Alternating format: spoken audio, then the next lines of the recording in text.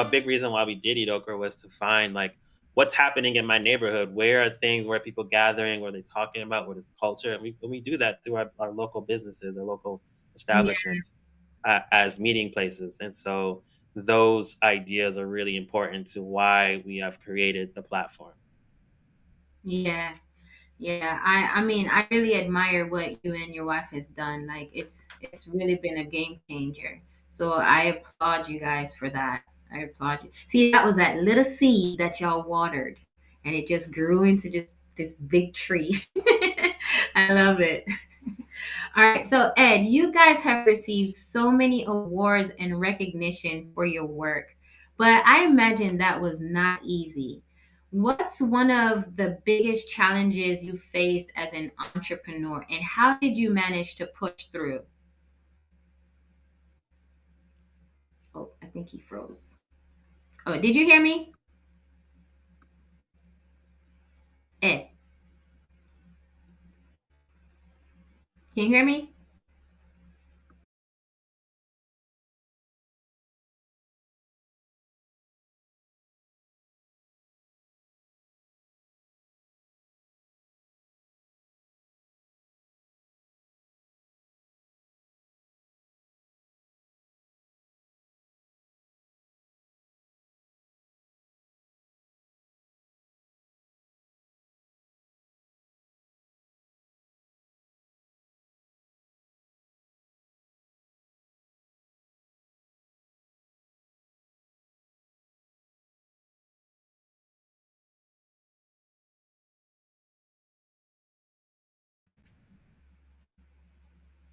Hey, there you are.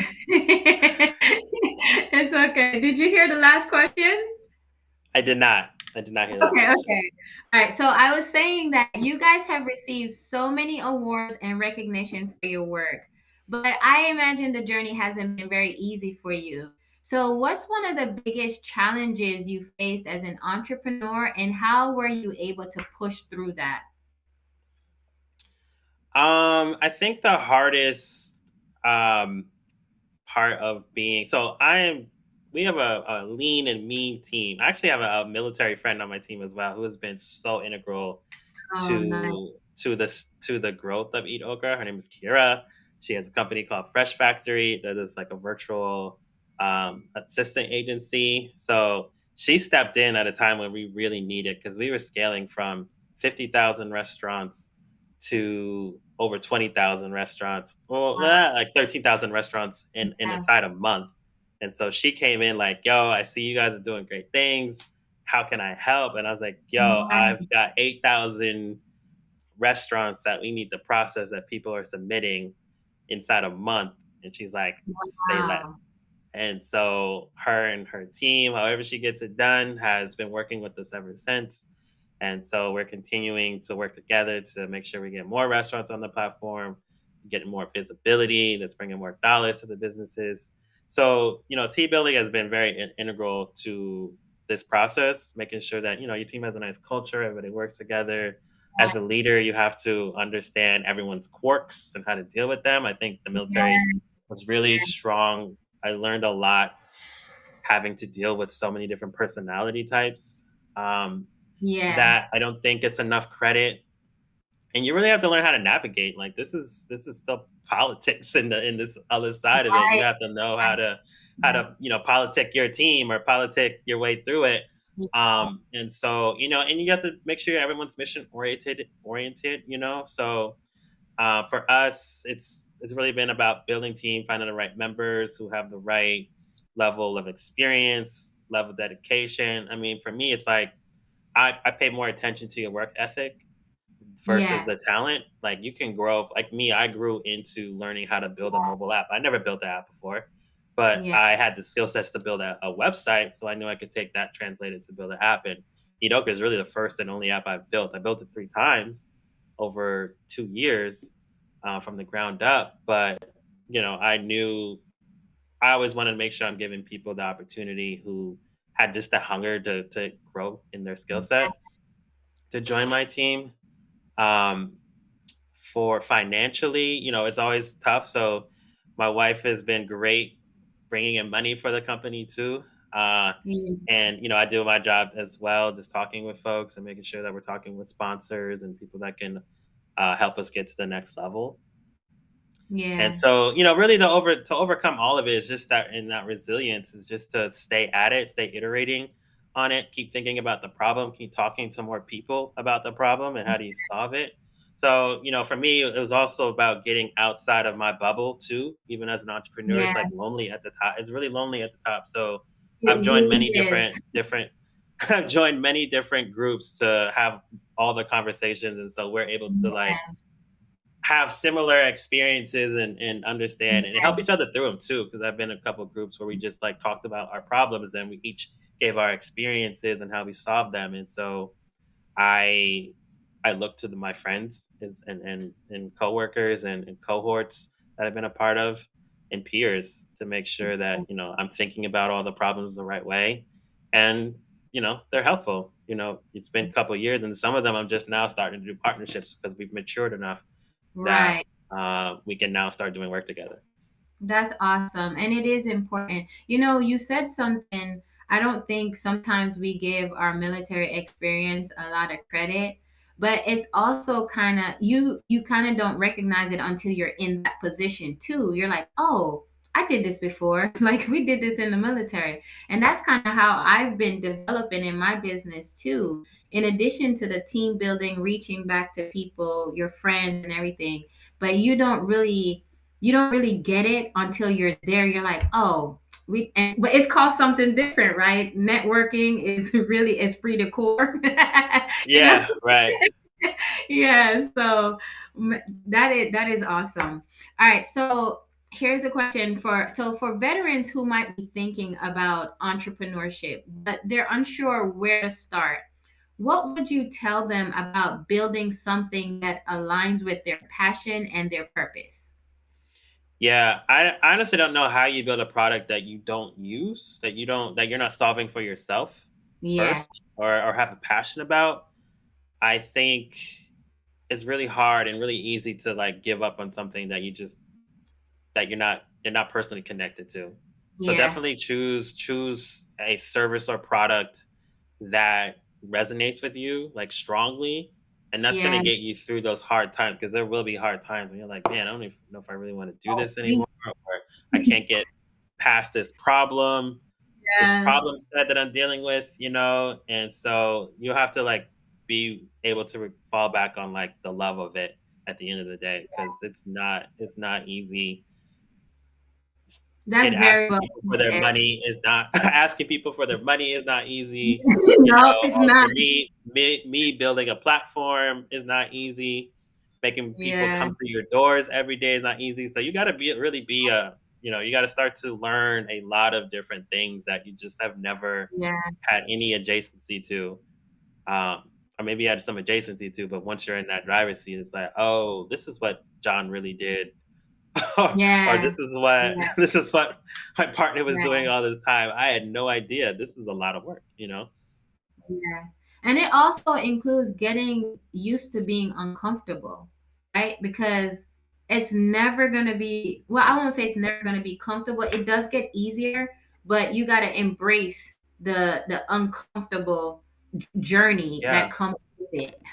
And there's like no answers for your specific problem. No, it's not. Everyone's journey is different. We're all at different stages, and you read all these books and you listen to all these YouTube videos and shorts and TikToks, and everyone's giving their opinion, and it's like, which one is the answer for me? And that like never Yeah. comes. So it's Yeah. just you got to get good at just like putting all the pieces together, understanding your data, your metrics, your customer, and um, you know, putting a strategy and a plan together and executing against it. And so Yeah, you really got to go with your gut at the end of the day. I yeah, mean, you want to use it, be yeah, intelligent about it, but at the same time, you just got to go like, this is the path. I'm going to stick to it. yeah, Hopefully it's educated. Hopefully you've got other people, but like that's how it is as a startup entrepreneur. You have to make the best decisions until you can hire those folks that are the expert in, you know, yeah, marketing and communications, in, chief operation officer, things like that. So until then, you're that guy or gal that yes, that's running the show, you know. So the mission must continue. You know, I was thinking about that. Mission first, you've got to iterate. Yes. And so you got to get the job done, however that is.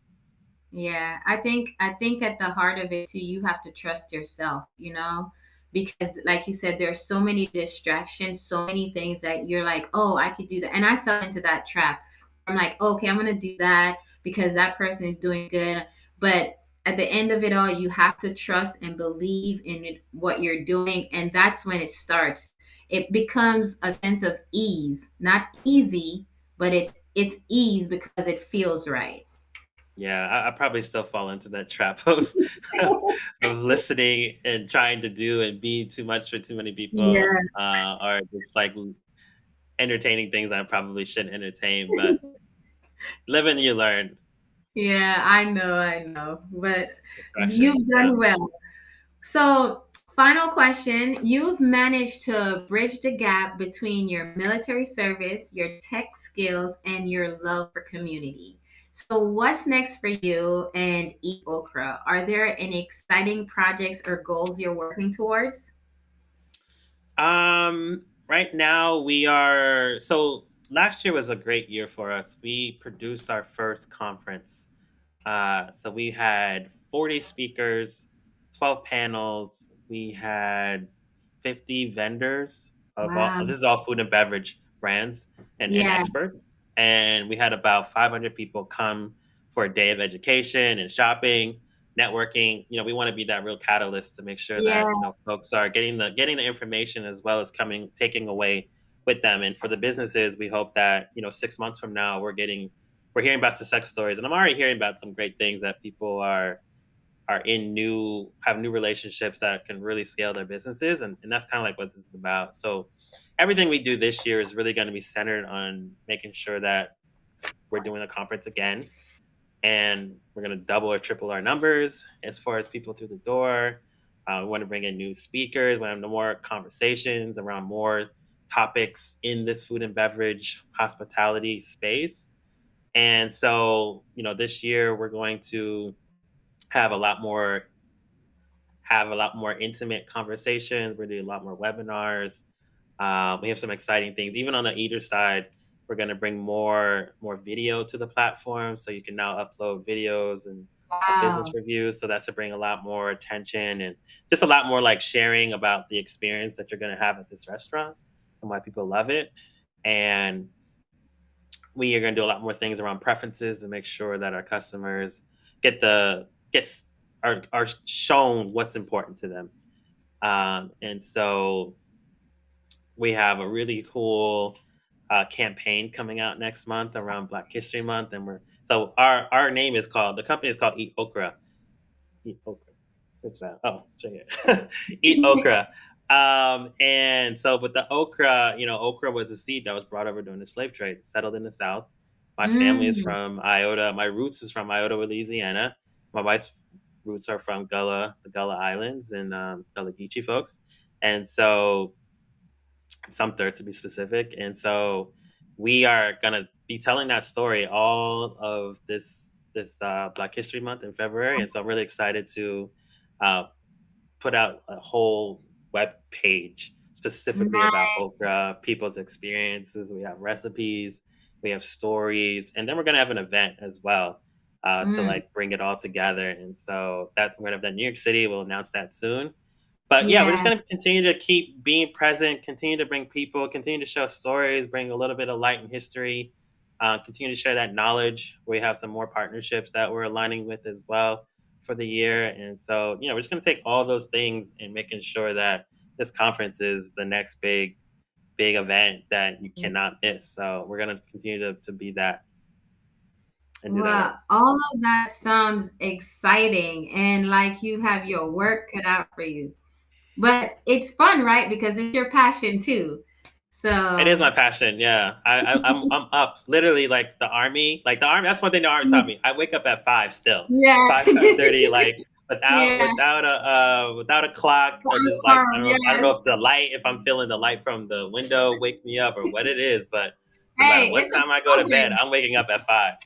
Yeah, it's a programming. You can't get rid of it. Right from that first day at basic or reception, Yes, lights yes. on. It has not left me. I still have that smell that of that what basic smell like. The reception smell like in me, in my blood. So I smell it. I'm like, oh, me. I um, got you. I got you. simple grain. That's what Well, it was. Simple grain. yeah. Well, definitely. I am so thankful that you came on today and tell our listeners and our viewers where they can find you, how they can contact you, connect with you, and all the good stuff. Yeah, all things lead back to eatokra.com or go to your app store and type in Eat Okra, EATOKRA, one word. Social media channels, Eat Okra, the app on everything. And yeah, that's how you can get in touch with me. If you want to get with me specifically, it's Anthony at eatokra.com. Pretty simple. Or you can just find it through the website as well or any other channels. Just reach out and somebody or myself on the team will follow up. Okay, I got one question that I forgot to ask you. What does living unapologetically mean to you? It means being honest, being present with yourself and with everyone around you, and not code switching or anything like that. Just being unapologetically you. I think. Yeah, yeah. It's actually simple when you think about it, but it's one of those things you have to get real with you first before you can be unapologetic and show that side of you. Yeah, and it's definitely doing that work to understand your weaknesses. Yes, Understand your strengths. Doing that work to understand your strengths, your weaknesses, where you need help.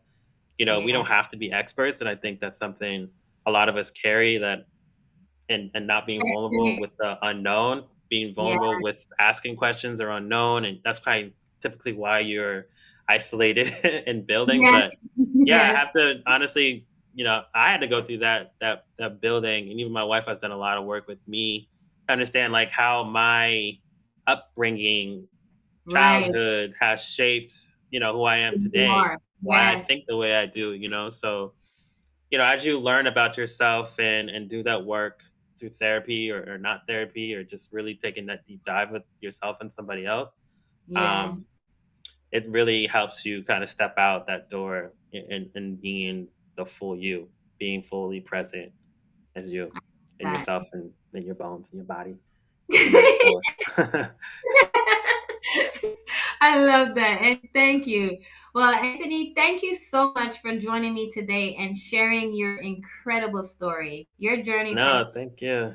of course, your journey from soldier to entrepreneur is a true testament of resilience, of your vision, and the power of creating something meaningful.